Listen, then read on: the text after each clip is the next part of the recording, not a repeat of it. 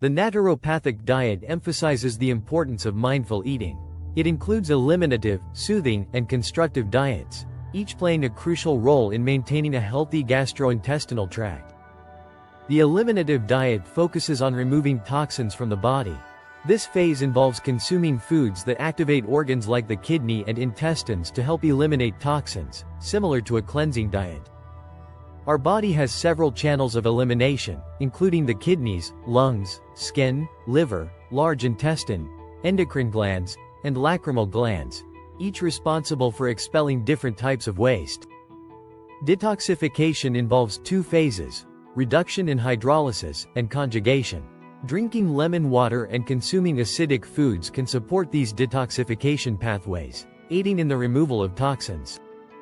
Here is a sample eliminative diet chart, which includes a schedule of various juices to be consumed throughout the day to aid in the detoxification process. The soothing diet phase helps revitalize the digestive system after detoxification.